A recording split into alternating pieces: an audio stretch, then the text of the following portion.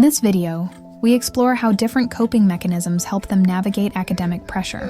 Coping mechanisms used by university students and adolescents to deal with academic stress. So today I will explain the main point from the journal entitled Coping the Academic Stress, the way the students dealing with stress. What is academic stress? Academic stress arises from the demands and pressure of school and university life. It can come from many sources such as worrying about exams, feeling pressure from teachers or parents, and managing a heavy workload.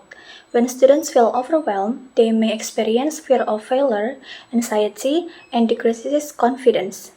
Common sources of academic stress is Number 1 is worrying about exams. Number 2 is high expectation from teachers and parents.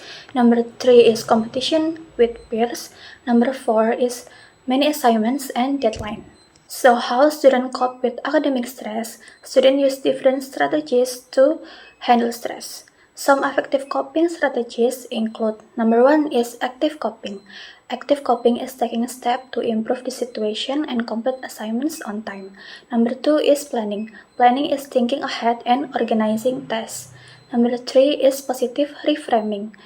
Positive reframing is finding positive aspect in stressful situation. Number 4 is acceptance. Acceptance is understanding and living with the reality of the situation. Number 5 is seeking emotional support. Is talking to friends, family, and or counselor. Number 6 is religion or spirituality. Is finding comfort in prayer or meditation. Hi everyone, today we are talking about people handle academic stress so differently, and the simple answer is personality types. So, the next video. Research showed that a combination of three traits, neuroticism, extraversion, and conscientiousness, create certain personality types that make us for more vulnerable or more resilient to stress. Sometimes are more vulnerable, like the insecure type, and then to avoid problem. There are also the impulsive type, quick to react and emotional, and the brother who tends to overthink every time. These types usually rely on less of effective coping strategies like avoiding tasks, facing problem with distemper, or blaming task selfish. And more adaptive types, on the other hand, sometimes cope much better, like the entrepreneur. They are organized, emotionally stable, and not afraid to seek support. They're also the skeptic, quieter but still secure and calm. These types usually healthy coping strategies, problem solving, reforming their thoughts, and reasoning out for help. So, start by understanding your type, noting how you respond to stress, and practicing healthy strategies step by step. I hope this helps you understand yourself better and feel more prepared to handle academic pressure. Thank you for watching. Bye-bye. Hi everyone, this study explored how stress, personality, coping strategy affect student mental health and learning motivation during the pandemic. Out of 162 students, more than 68% were at risk of mental health problems. Many felt overwhelmed, lost motivation, and spent too much time on their device.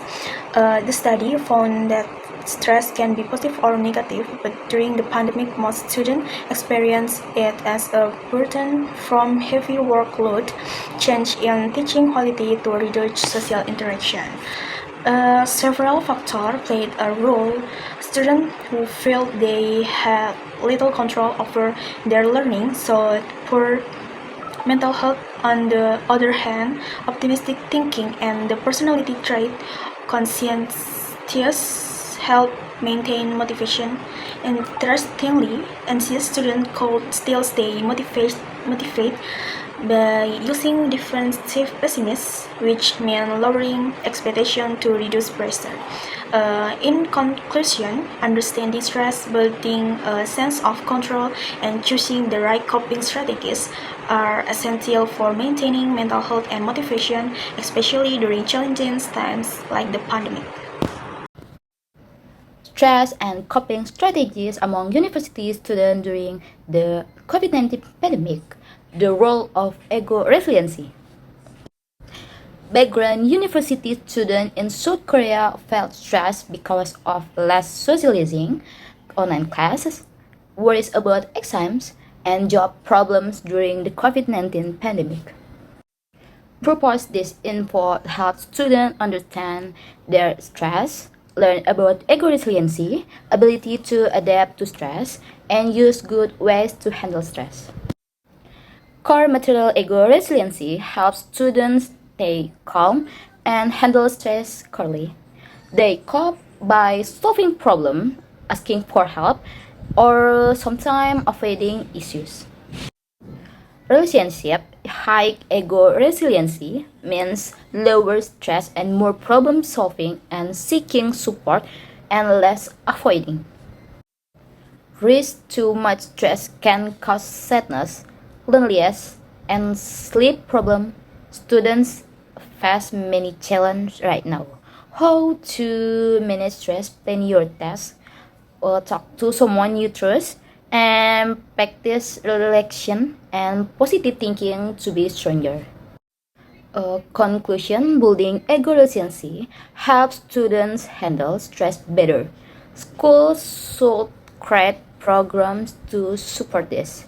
Support students can use campus counselor, mental health hotlines, or apps for help.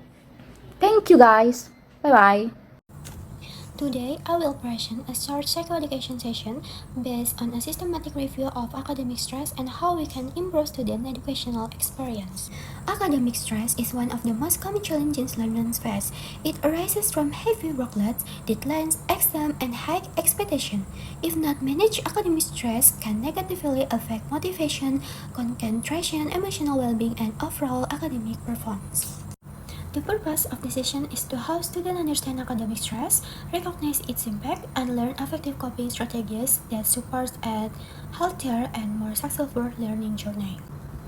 Unmanaged academic stress can lead to fatigue, anxiety, loss of interest in learning, poor sleep, or disrupted academic achievement. Effective strategies include setting realistic goals, organizing tasks, taking regular breaks, practicing relaxation techniques, maintaining healthy routines, and seeking support when needed. There are two main coping strategies. First, problem-focused coping.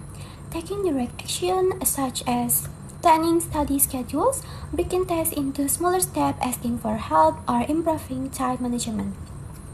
And second, emotional focus coping, reducing the emotional burden through relaxation, deep breathing, mindfulness, journaling, or taking to supporting peers. Healthy coping reduces the intensity of academic stress and helps students stay motivated. In conclusion, understanding academic stress and applying the right coping strategies can significantly improve student well-being and enhance their educational journey. Take a moment to reflect what academic situation usually stress you out and which coping strategy can help you manage it better. If academic stress becomes overwhelming, students are encouraged to seek help from counselors, teachers, or mental health professionals for further support. Coping skill is conscious and intentional effort to regulate emotion, thought, behavior, psychology, or the environment when facing stress. Coping skill also part of self-regulation, but it only occurs during stressful situations. In this journal, there are two types of adaptive coping. The first is primary control coping. This type is focused on directly changing the situation or managing emotional reaction. Example like problem solving and regulation emotional. The second is secondary control coping. This type is focused on adjusting oneself to situations that cannot be changed, like acceptance, positive thinking, distraction, and cognitive restructuring. Coping skill is evolved with their age. Younger children might rely more on basic action like crying or avoiding the issue. It because their cognitive and emotional regulation skills are still developing. As they grow older, especially during adolescence, they begin to use more complex strategies such as problem solving, evaluation option, and reframing their thought.